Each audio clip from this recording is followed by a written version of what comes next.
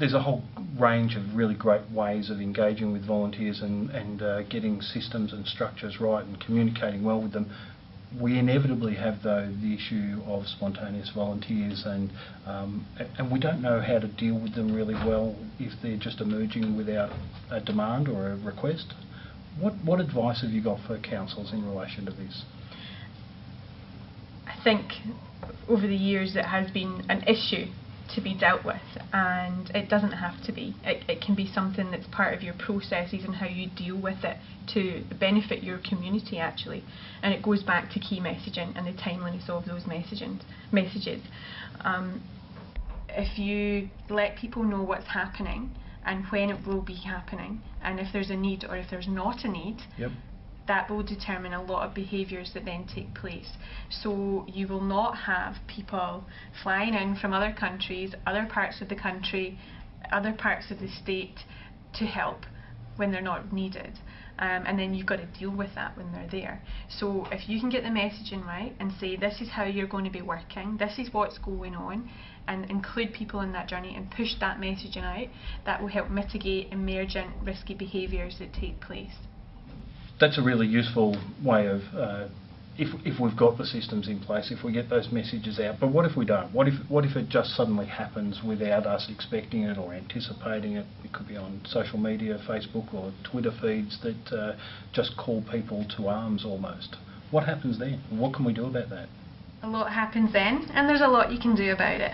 People are just trying to help. That's always the place it's coming from. At the end of the day, they're thinking there's a need and they want to help, and they're using whatever tools at their disposal to help with that.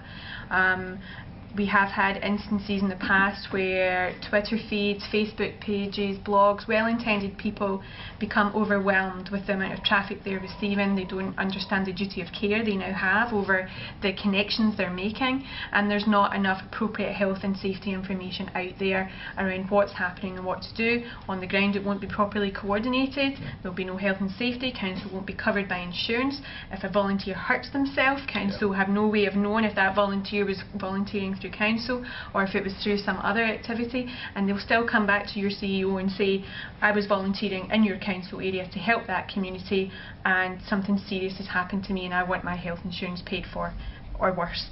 And we have had that situation happen in Queensland in recent years, and there was no way for the council to know if that person had volunteered with them or not.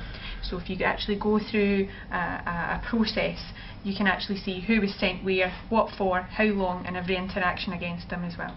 So in some ways this isn't just good for the volunteers and good for the community, but it's also good for us as a council, yep, in terms of some risk mitigation for ourselves, yes, as well. Absolutely. So if they choose to use our service, we can provide them with a list of people that have confirmed for their volunteering activities.